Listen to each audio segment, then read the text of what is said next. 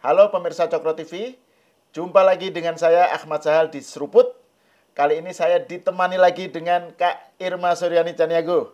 Selamat datang lagi ke Cokro, Kak Irma. Selamat sore, Mas Sahal. Selamat sore seluruh sore, pemirsa Indonesia. Malam biasanya. Gimana sehat Kak Irma? Alhamdulillah. Saya kemarin nonton Kak Irma di ILC itu gitu ya. seru. Kita kan masih membahas soal pilkada ini. Iya. Masih rame dan ya ini dari segi penyelenggaraan termasuk sukses ya. Begitu banyak pilkada se-Indonesia itu besar banget dari segi jumlahnya ya. Dan ternyata lancar gitu ya. Dan hasilnya kita tahu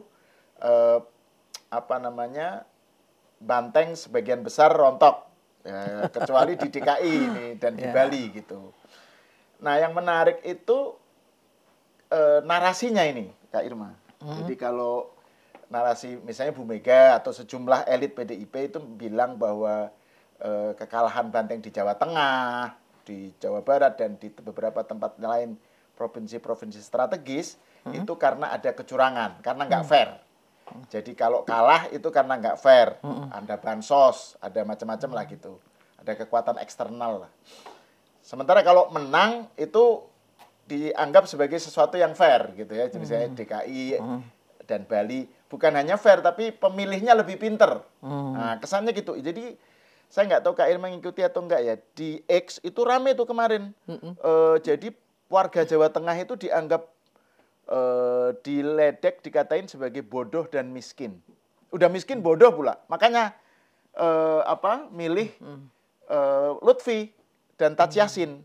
Gitu. Jadi narasinya begitu. Jadi menganggap remeh.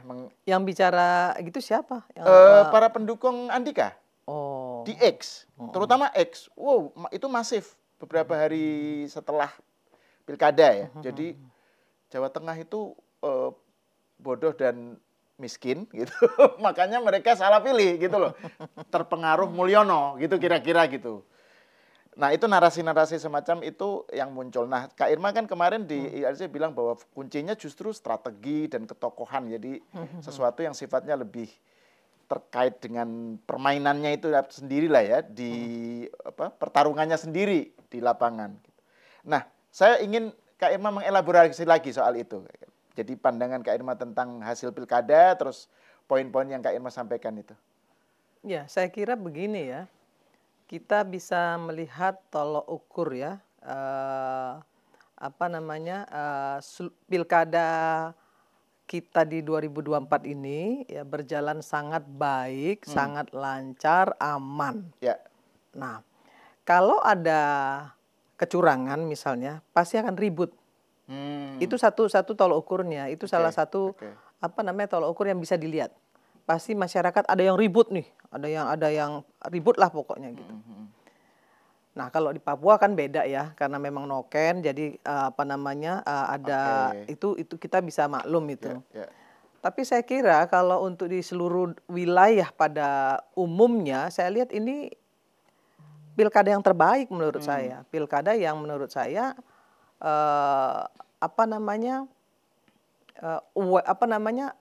clearness-nya bagus gitu ya. Clearness bagus. Kenapa? Bisa kita lihat dari bagaimana masyarakat melihat ini gitu, melihat kontestasi ini, memilih dengan senang hati gitu ya. Karena tidak ada reaksi apapun, tidak ada kemarahan, tidak ada protes, tidak ada masalah.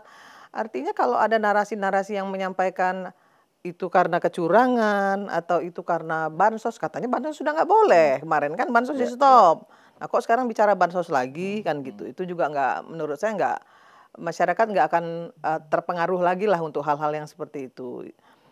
Terus yang ketiga, saya selalu menyampaikan begini Mas. Saya melihat kejadian di DKI Jakarta. Kemenangan sementara ini, sementara ya saya bilang, karena sampai hari ini belum ada penghitungan manual yang bisa disampaikan oleh KPU ke publik apakah 1 putaran atau 2 putaran. Nah, kita tunggu itu, ya kita tunggu dan kita percaya kepada KPU dong, ya kepada penyelenggara untuk bisa menyampaikan ke publik informasi yang benar. Patokannya itu ya. Patokannya itu, apakah dia 1 putaran, apakah itu 2 putaran. Nah, Saya lihat untuk bisa 1 putaran atau 2 putaran hari ini di DKI Jakarta itu karena kepiawaian dari masing-masing calon untuk mengambil hati rakyat, ya toh, untuk menyampaikan program ya kerja dan strategi-strategi bagaimana mereka bisa membuat Jakarta ini ke depan itu menjadi lebih baik.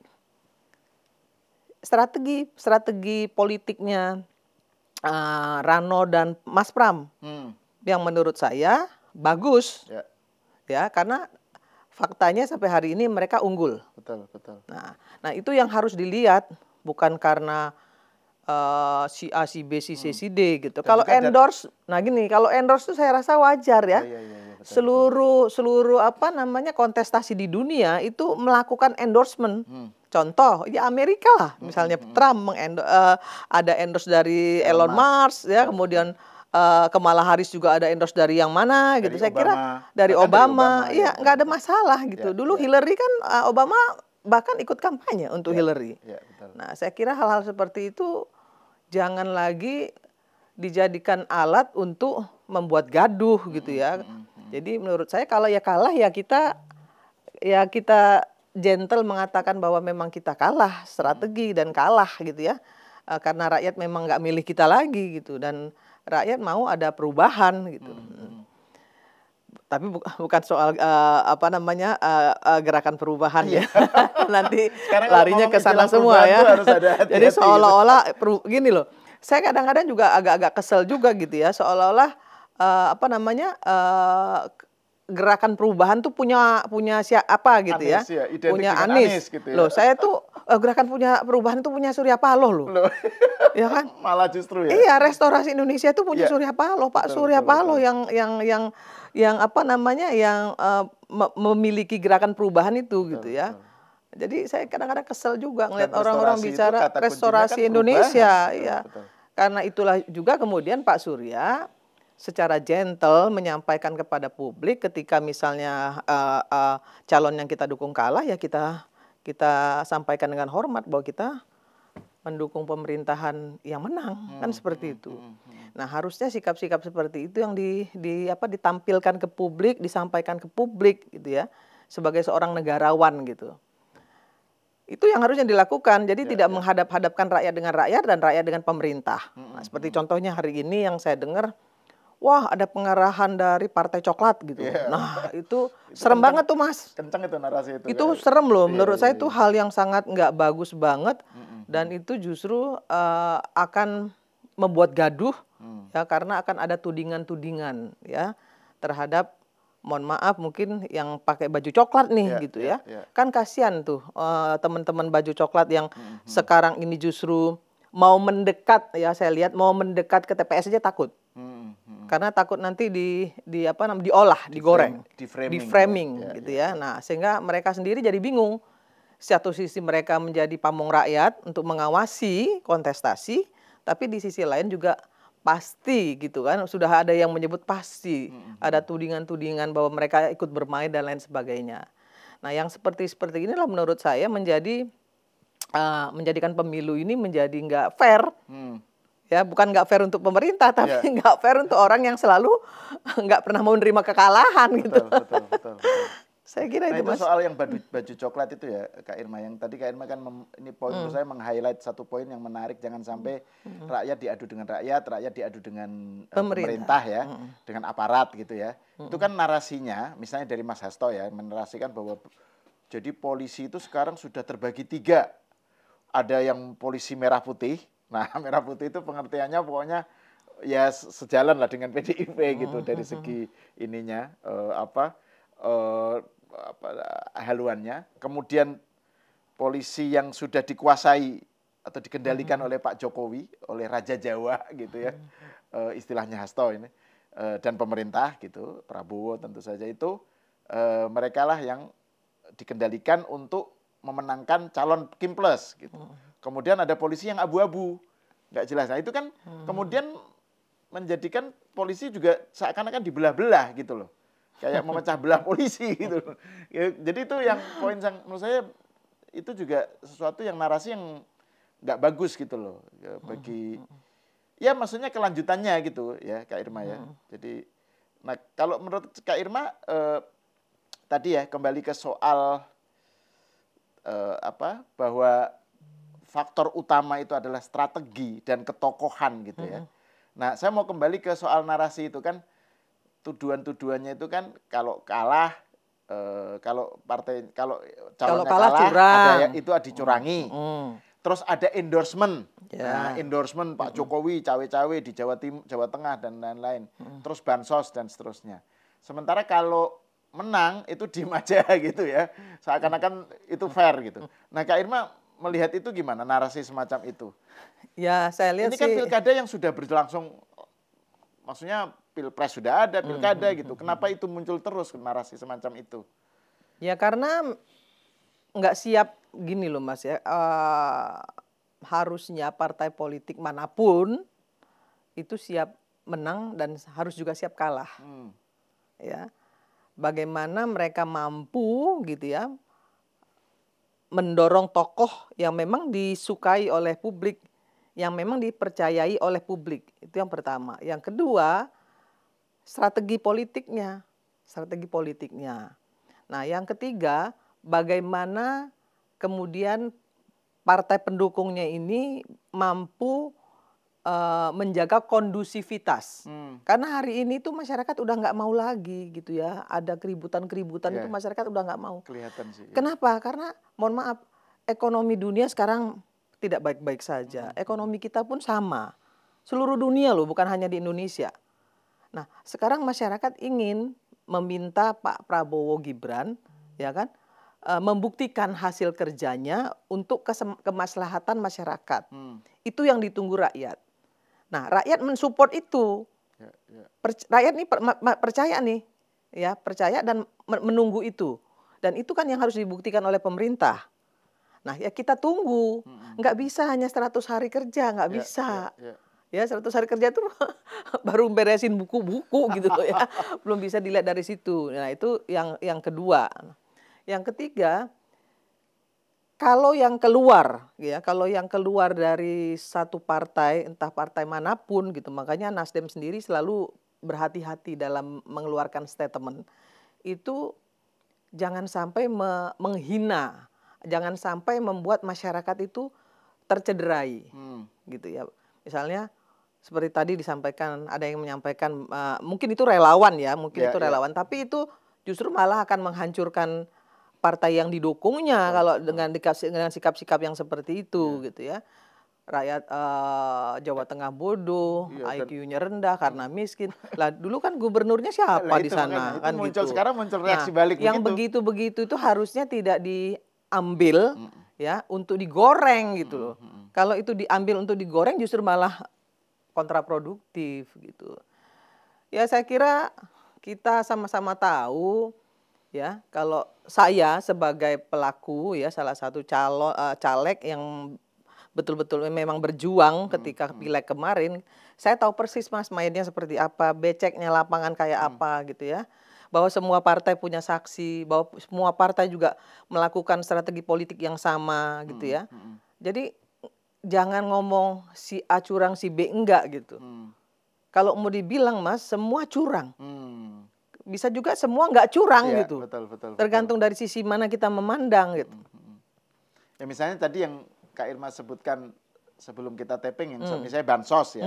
Kan bansos dari atas itu, terus kemudian kan ketika di gubernur, di wali kota, di apa kan partainya beda-beda gitu ya. Makanya saya mau sampein ini ya sama masyarakat supaya masyarakat paham ya.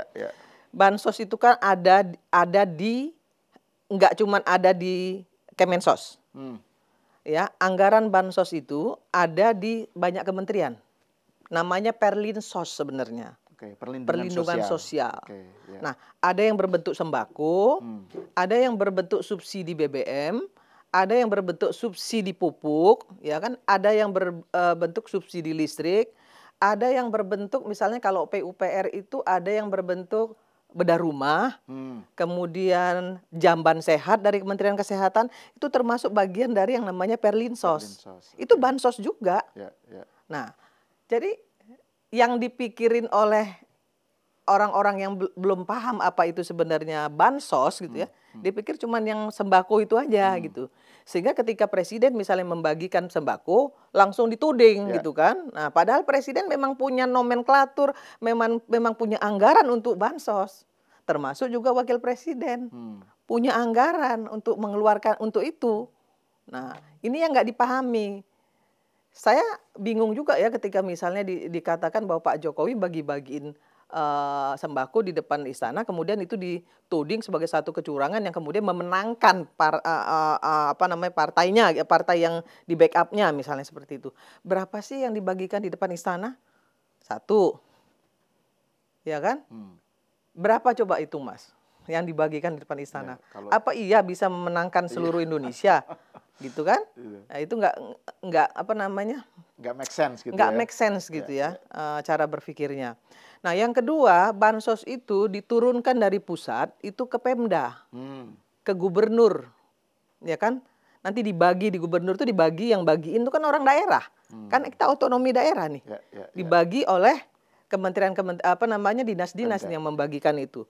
Nah, dapat dari mana si penerima bansos itu? Lah kan dinas sosial yang menentukan si A dapat, si B enggak, si C dapat, si kan dinas sosial melalui kepala-kepala desa. Nah, sekarang yang bisa megang kepala desa itu siapa? Bupati, wali kota, gubernur. Nah, wali kota, bupati, wali kota, gubernur itu seluruh partai punya. Nah, terus gimana caranya? Ya, kalau dibilang misalnya ada kecurangan gitu ya, secara seluruh Indonesia lah bilang begitu. Untuk memenangkan satu calon misalnya seperti itu. Saya kira nggak bisa. Karena kayak di Sumatera Selatan itu mantan gubernurnya orang Nasdem loh. Ini dapilnya Kak Irma ya? Dapil saya. Okay. Gitu. Nah, di Sumatera Barat itu gubernurnya PKS. Ya kan? Di mana itu gubernurnya siapa? Itu nggak bisa, Mas. Gitu ya, nggak bisa. Jadi narasi bahwa karena bansos pusat, terus gitu kemudian ya bisa dikontrol semuanya sesuai dengan arahan pemerintah pusat. Saya kasih tahu lagi penyelenggara aja lah, Mas. Penyelenggara KPU itu, Mas, mohon maaf ya, saya buka nih. KPU itu ada yang punya partai A, ada yang punya partai B, ada yang punya partai C. Mohon maaf titipan, Mas. Ada yang punya semua. Begitu juga dengan Bawaslu. Itu ada yang orang A, orang partai A, ada orang partai B, orang partai. Itu nggak bisa dinafikan gitu. Nah, bagaimana mungkin semuanya bisa diatur oleh satu orang misalnya? Nggak mungkin. Karena semuanya punya kepentingan. Betul. Dan jadi masing-masing lembaga penyelenggara itu ada representasinya. Ada representasinya. Resmi atau tidak resmi itu representasi ya. Ada. Ya. Jadi memang ini sebenarnya memang harusnya memang dilarikannya untuk menjelaskan kemenangan dan kekalahan itu ya strategi dan tokoh itu ya. Strategi calon ya, kepada strategi calon, kemudian program calon. Ketokohan calon. Jadi yang pertama ketokohan, kemudian strategi, kemudian program. Itu yang membuat seseorang itu bisa memenangkan kontestasi. Ya kan? Nah, itu program itu salah satunya apa, Mas? Hari ini ya money politik itu nggak bisa dinafikan. Kita nggak bisa menyalahkan karena semua calon main itu semua kok. Kalau ada yang bilang enggak. Iya. Nah, tapi gini Kak Irma, kalau soal pilkada ini yang menarik kan ada yang bilang bahwa pilkada itu memang ada ketegangan atau dinamika antara calon, tokoh ya, dengan mesin partai. Jadi kadang-kadang tokohnya itu misalnya, jadi kalau mesinnya nggak gerak, itu tokohnya juga bisa kesulitan gitu. Betul. Jadi ini soal mesin ini gimana Kak Irma menjelaskan seberapa jauh itu berperan mendongkrak calon gitu. Misalnya kayak Jakarta lah misalnya contoh ya. Kim Plus gemuk sekali gitu partainya, partai pendukung ya. Tapi nyatanya justru malah kalah. Sekarang perolehan suaranya kan yang tinggi kan Pram dan Rano gitu. Jadi soal dengan mesin ini gimana Kak Irma ngelihatnya pilkada? Ya, kita harus harus jujur. Ya kan, harus jujurnya begini, Mas. Jadi gini, contohnya gini. Ada seorang calon, ya. Calon ini bukan kader partai A. Oke.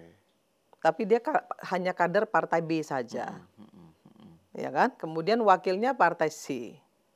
Toh? Nah, partai yang mendukung banyak. Tapi partai yang mendukung yang banyak ini tidak bergerak semaksimal yang diinginkan. Kenapa? Karena bukan kadernya. Kan nggak mau juga mati-matian, nggak mau juga habis-habisan. Gitu loh Mas. Kenapa? Kalau kadernya ini bisa dijual, memang bisa dijual, pasti akan ngebut deh semuanya. Tapi kalau kadernya memang kurang bisa menjual, ya partai politik ini juga nggak akan mungkin berani juga habis-habisan gitu. Kan ada hitung-hitungan juga. Betul. Itu soal untung rugi juga itu. Dan itu nggak ada sanksinya ya Kak Irma ya? Kalau misalnya ya nggak bisa juga ya kalau kita sama gini loh. Partai A, B, C, D mendukung, ya kan? Bukan mengusung, mendukung. Ikut mendukung. Tapi dia lihat, ini kayaknya kita nggak bakal menang nih, gitu kan? Kenapa? Karena calonnya nggak menjual, strategi politiknya juga nggak bagus, ya gitu kan? Narasi-narasi yang disampaikan ke publik juga justru malah kontraproduktif, misalnya, ya partai-partai lain itu pasti akan menarik diri secara pelan-pelan, gitu loh, iya kan? Iya bukan berarti mengkhianati, enggak. Cuman enggak juga mau fight juga all out gitu. Saya yakin seperti itu. Loh, partai politik. Dan ini apalagi ini bukan pileg ya. Kalau pileg kan dia memperjuangkan dirinya sendiri gitu ya. Kalau ini kan pilkada. Iya. Tapi saya sih melihat sampai hari ini karena belum ada keputusan dari KPU soal 1 putaran atau 2 putaran. Untuk Jakarta ya. Iya, kita tunggu. Dan karena ya Nasdem juga bagian dari Kim gitu ya. Tentunya teman-teman Kim harus mulai berpikir ya. Kalau bisa 2 putaran harus mulai berpikir bagaimana kemudian mengkonsolidasikan strategi politiknya untuk bisa menang di putaran kedua. Kan gitu. Apa yang menjadi kesalahan-kesalahan di putaran pertama? Apa yang tidak dilakukan ketika di putaran pertama? Kenapa kok di putaran pertama kalah? Itu kan harus menjadi evaluasi. Betul. Nah, bagaimana juga bargaining politiknya? Ya. Dengan partai-partai pengusung dan pendukung. Bargaining politiknya gimana gitu. Jangan sampai nanti, mohon maaf. Ya ada juga sih partai yang bilang gini, ngapain memang partai kita dukung dia gitu. Tapi kita pernah dukung dia dulu, tapi orang ini nggak tahu diri setelah didukung, misalnya begitu. Itu fakta loh. Betul. Dulu waktu didukung nggak tahu diri, noleh kita sudah menang nggak noleh kita juga, biarin aja. Ada juga yang pasti akan mengatakan seperti itu kan. Dan itu manusiawi. Betul. Tokoh-tokohnya malas. Kenapa malas loh? Dulu waktu menang kita mati-matian dukung, kita telepon aja nggak mau ngangkat, ya kan? Sekarang partai kita dukung, misalnya partai kita mendukung dia. Ya orang yang harusnya bisa ikut melakukan konsolidasi untuk mendukung, ya diem aja ngapain, gitulah. Karena berkaca pada masa lalunya. Iya, yang gitu-gitu juga sebenarnya harus. Itu juga salah satu yang membuat si paslon ini kalah. Betul. Terus hal lain yang di Pilkada Jakarta ini yang juga menarik dan jadi banyak dikomentari itu soal Darmakun. Perolehan Darmakun yang betul-betul di luar perkiraan gitu kan, melonjaknya. Itu kan juga kalau nanti terjadi putaran kedua kan ini juga ada di kekuatan tersendiri yang dipertimbangkan. Saya mau kasih tahu Mas, Kun Abioto itu sahabat saya. Oh oke. Iya, kami sama-sama aktivis. Iya. Jadi saya dulu beberapa kali gitu kan ikut ADB annual meeting ya ke Shanghai, ke beberapa negara itu dengan beliau ini. Dengan si Cawagupnya ya. Cawagup ini. Kun ini anak muda yang cerdas, IQ-nya luar biasa sebenarnya ya. Karena saya tahu persis dia itu bisa SD aja cuma 2 atau 3 tahun gitu. Kemudian SMP 1 tahun kalau nggak salah, SMA cuma 1 atau 2 tahun, langsung S1 cuma 2 tahun, pokoknya gitu-gitu deh loncat-loncat. Memang anaknya cerdas sekali. Dan anaknya memang cerdas. dan pernah jadi presiden Aspek ya di perwakilan presiden Aspek Asia di Singapura, dan saya bersahabat sama dia dan saya tahu kualitasnya lah gitu. Jadi background aktivisme sosialnya kental ya, ini si Kun ini. Nah terus ini menarik di soal Pilkada Jakarta ini. Jadi saya mau bandingkan dengan Pilkada di Jawa Tengah ya. Jadi terkait dengan soal peranan endorser. Nah, jadi ada yang bilang bahwa ini kan Pak Jokowi cukup all out, bukan all out lah, pokoknya ikut di Jawa Tengah gitu ya, sehingga terbukti kemudian menang. Sementara Jakarta itu Pak Jokowi tidak terlalu kelihatan dan nggak ikutan lah. Ternyata gitu, Kim Plus kalah gitu. Nah catatan Kak Irma gimana soal Pak Jokowi di Jawa Tengah dan di Jakarta? Saya kira kita harus mengakui secara terhormat bahwa pengaruh Pak Jokowi itu masih besar. Kita harus akui itu. Ya. Jadi bagaimana keberpihakan Pak Jokowi terhadap calon itu masih mempengaruhi tingkat kemenangan calon. Contohnya aja lah ya, Gubernur Sumatera Selatan itu Nasdem, didukung oleh PSI, PSI, Nasdem, Demokrat. Tapi beliau sowan ke Pak Jokowi sebelum pileg, sebelum pilkada. Minta dukungan, minta support. Terbukti loh, 70% loh menangnya. Gitu. Ya karena foto ketika dia bertemu Pak Jokowi, kemudian ketika itu kan di pas betul. Ya benar-benar dimanfaatkan secara maksimal gitu medsosnya gitu. Dan saya yakin itu juga yang menyebabkan dia menang sampai sebesar itu. Jadi image asosiasi kedekatan itu berdampak gitu juga. Ya, itu aja di Sumatera Selatan seperti itu ya, apalagi di Jawa Tengah. Ya mau nggak mau ya, suka nggak suka gitu ya. Saya melihatnya, makanya saya bilang dulu, mohon maaf Rocky Gerung bilang, besok kalau Pak Jokowi itulah lengser, siapa yang mau lihat dia, siapa yang mengundang dia, siapa yang mau begini kan gitu. Kita bisa buktikan sampai hari ini gitu ya, dia bukan bebek lumpuh gitu ya, malah justru orang kemanapun dia pergi orang masih cium tangan gitu ya, masih merhubungi, masih minta foto, masih segala macam lah gitu, masih mengeluh-elukan lah sampai hari ini gitu. Nah itu kan satu hal yang luar biasa. Maka kemudian ketika secara luar biasa juga Pak Prabowo secara gentle mengatakan bahwa saya belajar dari Pak Jokowi. Oh itu keren banget. Kenapa? Pak Prabowo untuk mau mengakui itu satu hal yang luar biasa loh. Itu satu kejujuran sikap. Nah, presiden seperti ini yang harusnya juga kita dukung. Kenapa? Jujur. Dia jujur mau mengakui bahwa dia banyak belajar dan saya akan ikut. Yang bagus saya teruskan, yang kurang saya perbaiki, yang jelek ya kita buang kan gitu. Itu secara profesional disampaikan oleh beliau. Nah, dan terus itu menunjukkan karakter Pak Prabowo sendiri juga ya. Iya. Dan saya terus terang mulai mengikuti Pak Prabowo itu ketika jadi Menhan ya. Mau menjadi Menhannya Pak Jokowi itu, saya mulai mengikuti bagaimana kepribadian beliau. Dulu waktu saya menjadi juru bicara Jokowi Ma'ruf, saya kan sempat tuh istilahnya ya, iya namanya juga juru bicara, tentu saya akan posisi berseberangan lah. Berseberangan gitu. Dan memang situasinya kan saat itu memang keras. Berseberangan, gitu kan. memang keras gitu ya. Tapi saya secara sadar, secara jujur, saya juga harus mengakui bahwa orang ini hebat. Gitu. Orang ini hebat.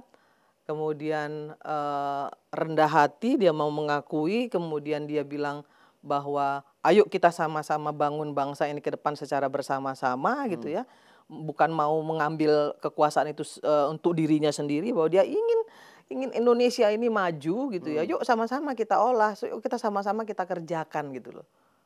Itu nggak banyak presiden yang mau melakukan itu. Betul, betul. Dan dia menyatakannya terbuka. Secara gitu. terbuka, secara terbuka. Bahkan di pas acara Gerindra, betul. apa gitu kan. Tapi kan dia juga bilang, walaupun ini gemuk ya, komposisi kabinetnya gemuk, tapi kan dia bilang kalau lo nanti nggak ini apa namanya nggak berkualitas, nggak comfort, ya lu minggir dong. Iya betul.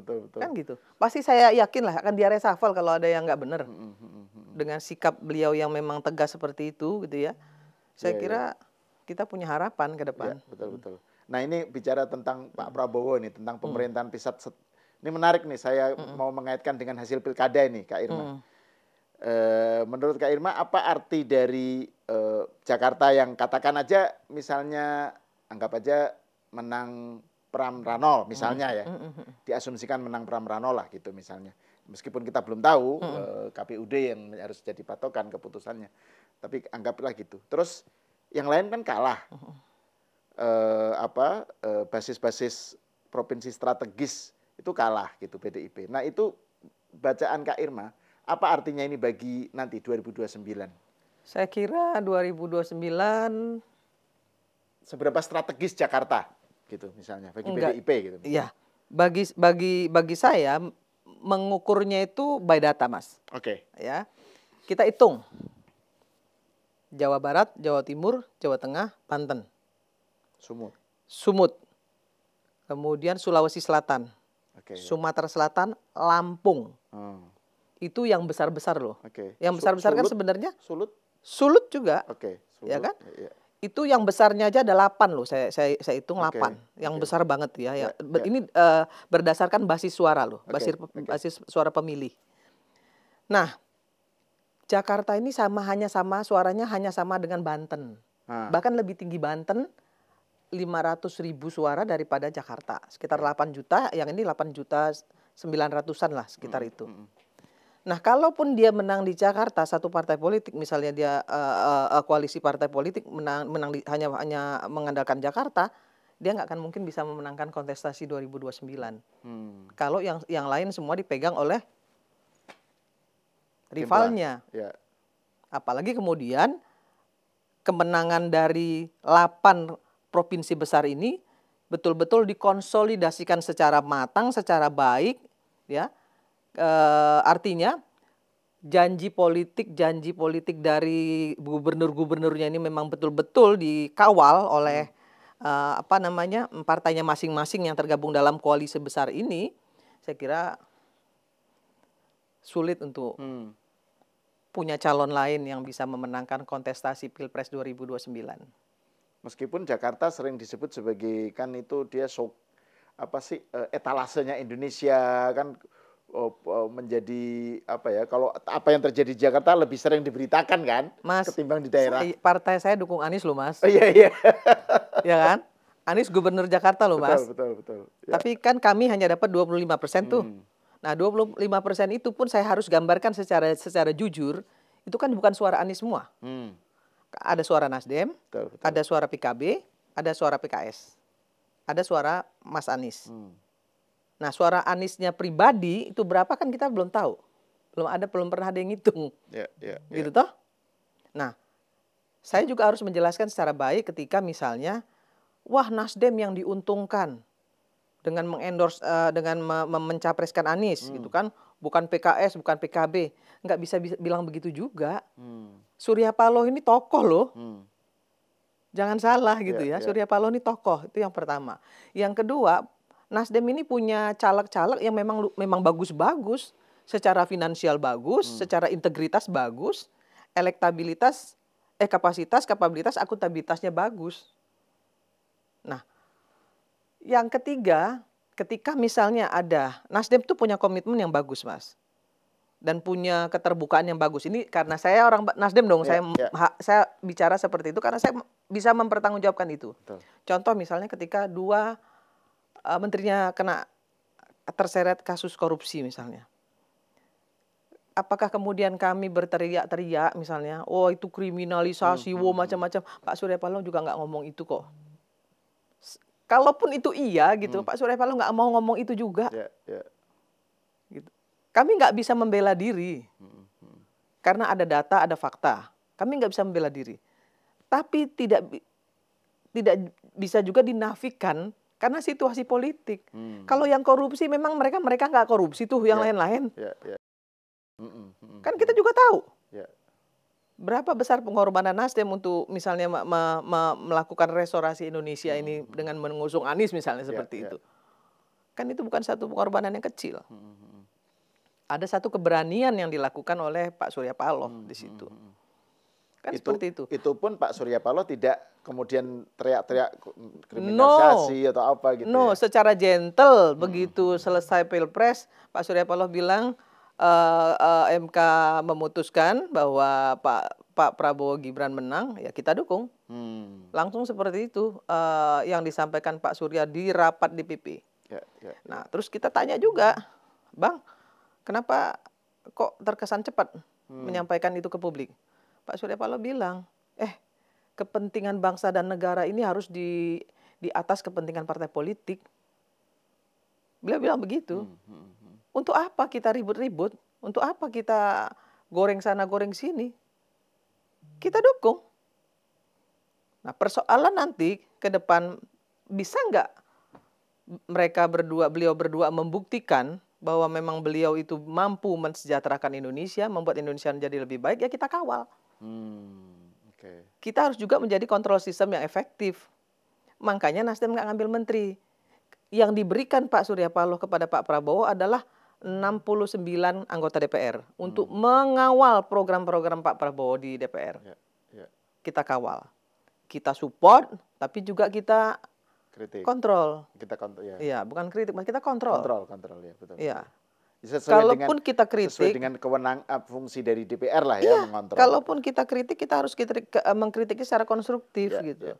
Nah, itu yang dilakukan Pak Surya Paloh untuk pemerintah, untuk bangsa dan negara ini. Ditanya lagi, kenapa nggak ngambil menteri? Malu lah. Malu. Kita nggak berdarah-darah dan kita menjadi lawan kemarin. Gitu. Untuk apa ngambil menteri? Gitu. Ya kan? Kita jangan bebanin Pak Prabowo gitu. Pak Surya Paloh bilang, jangan bebani beliau. Kita dukung beliau. Ya kan? Kalau nanti apa yang semua program yang disampaikan beliau itu betul-betul bermaslahat bagi masyarakat, toh kita yang untung. Kita juga ikut untung. Gitu. Itu yang disampaikan beliau kepada... Karena patokannya itu ya, kepentingan yang lebih tinggi ya. Iya, memang itu disampaikan beliau ketika Pak Prabowo menang, dan kemudian beliau menyampaikan itu, orang banyak sih yang menyampaikan, wah segala macam. Saya kira itu satu pendapat yang childish, kedua juga menurut saya itulah yang disebut sebenarnya negarawan ya Pak Surya Paloh dengan sikap yang seperti itu. Dan yang ketiga, orang yang menuduh-nuduh itu ya orang-orang yang memang tidak mencintai Indonesia. Patokannya kepentingan diri dan kelompoknya saja gitu. Betul. Nah, terus Kak Irma, kalau soal Jakarta ini mungkin pertanyaan terakhir ya. Dengan situasi yang tadi bacaan bahwa provinsi-provinsi lain menang dan seterusnya. Bisa nggak ada yang bilang bahwa ini jangan-jangan Kim Plus ini nggak terlalu all out nih jadinya dengan Jakarta gitu, karena kan toh tetap tidak mengancam 2029, sehingga makanya Pak Jokowi nggak terlalu all out di Jakarta gitu. Mungkin juga soal yang saya nggak tahu hubungannya dengan Mas Pram seberapa dekat dan lain-lain. Jadi karena kan ada narasinya gini, Kak Irma, jadi wah Jokowi itu nggak ampuh di Jakarta gitu. Jadi dia hanya ampuh di Jawa Tengah gitu. Yang tadi soal endorsement itu. Gimana Kak Irma membaca ini? Sebenarnya Pak Jokowi itu nggak mau ke Jakarta ya. Justru karena beliau tahu bahwa Jakarta adalah etalasenya Indonesia dan beliau nggak mau lagi dituduh-tuduh gitu ya. Dituduh-tuduh cawe-cawe segala macam, padahal dia sudah punya hak loh untuk cawe-cawe karena dia udah bukan presiden. Betul. Ya kan, dia juga boleh dong mengendorse siapapun sebenarnya gitu. Sebagaimana Obama mengendorse ya. Nah, itu yang pertama. Yang kedua, dia juga ingin menjaga jangan sampai dia dibenturkan nih. Dia sama Pak Jokowi tidak mau dibenturkan dengan Anies, Pak Jokowi tidak mau dibenturkan dengan Pak Bu Mega. Kan sebenarnya itu yang dilakukan Pak Jokowi. secara bijak, dia nggak mau dibentur-benturkan ke sana, gitu ya. Karena orang akan kalau Jawa Tengah itu nggak terlalu disorot oleh Indonesia. Kalau Jakarta kan disorot nih sama Indonesia kan, makanya Pak Jokowi mungkin mempertimbangkan itu.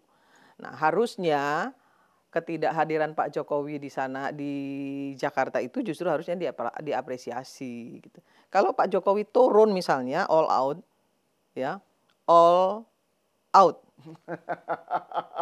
Ya, bisa baca dibacakan Mas yang namanya all out itu, ya kan? All out, ya, all cost, semuanya all lah. Saya nggak yakin Pram sama Rano bisa menang. Mohon maaf loh. Kalau Pak Jokowi dengan Pak Prabowo turun berdua, nggak yakin menang. Tapi justru karena mereka nggak mau itu terjadi. Mereka membiarkan masyarakat memilih. Kemudian dua calon ini ya adu prestasi lah, adu strategi lah gitu loh. Jadi Pak Prabowo dan Pak Jokowi melakukan itu. Jadi jangan diadu-adu lagi nih gitu ya. Jangan diadu-adu lagi, nah kan? Jangan jangan digoreng-goreng lagi. Nggak pas. Nanti kalau digoreng-goreng lagi, Jokowi Prabowo turun, kalah nanti di periode kedua, curang lagi yang diomongin kan nanti. Yang tuduhannya curang. Curang, gitu cawe-cawe lagi. Nah kan itu nggak baik gitu loh. Jadi ya sekarang kita lihat apa hasil KPU nanti, 1 putaran kah atau 2 putaran kah. Nah kalau ternyata terjadi 2 putaran, ya toh, siapapun yang akan di-endorse nanti oleh masing-masing calon, bagaimana strategi politik mereka, ya, bagaimana kemudian misalnya masyarakat kemudian bisa saja loh masyarakat kemudian yang tadinya ke sana tiba-tiba berbalik arah karena ada endorsement ini, kemudian Pram sama Rano kalah misalnya, ya jangan bilang curang juga, gitu. Jadi ada banyak hal yang harus dilakukan oleh tokoh-tokoh masyarakat, tokoh-tokoh politik untuk memberikan diskursus ya kematangan berpolitik kepada masyarakat. Jangan justru malah mengadu-ngadu tadi, rakyat dengan rakyat, rakyat dengan pemerintah, ya kan? Rakyat dengan partai coklat misalnya. Aduh, saya kira nggak bagus lah Mas ya. Kita merusak negara ini, gitu, bangsa dan negara ini hanya untuk kepentingan pribadi, golongan itu nggak perlu lah. Tapi ini Kak Irma, kalau memang ternyata dan KPUD Jakarta menyatakan bahwa 2 putaran, sementara kemarin kan Mas Pram dan Rano sudah melakukan press conference ya, bahwa berdasarkan hasil quick count dan hasil rekap C1 yang terpampang di ininya KPU gitu ya, website dan lain-lain gitu. Kemudian mereka kan sudah mengklaim tuh menang. Nah, ini kan bisa ada berpotensi kehebohan lagi nih Kak Irma, karena kan KPUD-nya juga kelihatannya kurang gencar ya menjelaskan ya inilah yang harusnya, jadi harus ada perbaikan Mas dari regulasi KPU. Ya kan? Itu harus ada perbaikan di situ. Bagaimana KPU bisa melaksanakan kontestasi politik ini secara profesional. Kan seperti itu. Nah, kalau ternyata kan masih ada margin error nih. Iya. Ya kan memang sekarang Rano sama Mas Pram kan menang nih. Ya kan? Nah, tapi kan masih ada margin errornya di situ. Kalau ternyata nanti ada perubahan di hasil akhir penghitungan manual tapi juga harus berdasarkan bukti-bukti loh ya. Saya kira ya semua harus terima. Semua harus terima. Gitu. Dan kalau mereka ternyata memang 50 sekian persen itu memang betul-betul memang rakyat yang memilih gitu, tanpa ada kecurangan juga di sana gitu ya. Memang tidak ada sembako-sembako juga di sana gitu misalnya kan, karena sembako orang berubah. Lo bisa loh. Karena money politik orang bisa berubah lagi. Betul. Nah, kalau karena itu dan mereka memang betul-betul rakyat yang menginginkan mereka, saya kira nggak usah takut. Gitu ya, nggak usah khawatir, nggak usah takut. Nah, ayo kita sama-sama jaga, sama-sama kita kawal ya kemenangan masing-masing calon ya, dengan bukti tentunya, dengan bukti-bukti, dengan data, dengan fakta di lapangan. Yang penting C1 Plano yang dimiliki, kemudian saksi-saksi yang memang harus juga menjadi alat untuk bisa kemudian mengajukan permasalahan perselisihan ke MK, itu juga memang betul-betul dilakukan secara rapi. Saya kira nggak ada masalah, Mas. Kalau dilihat dari podcast yang Rano Karno ya, Rano kan kemarin jangankan 2 putaran, 3 putaran aja dia berani gitu loh. Karena nah ini menarik nih. Jadi menurut Rano kan ini kemenangan Jakarta gitu, bukan. Jadi dia kan bilang ini bukan jasanya satu pihak tertentu lah, jasanya Anies atau Ahok atau siapapun gitu. Jadi harusnya kalau dengan narasi semacam itu, kalaupun toh 2 putaran mereka siap gitu ya harusnya. Ya, kalau mereka siap ya, kalau menurut saya kalau mereka siap, pede dan yakin gitu ya, ya nggak ada masalah kan nanti mau 1 putaran atau 2 putaran. Betul. Kalau ternyata nanti 2 putaran, jangan juga kemudian teriak-teriak ini ada lagi kecurangan, katanya siap. Ya kan kalau mereka siap gitu ya, mau 1 putaran atau 2 putaran, 3 putaran siap, ya udah.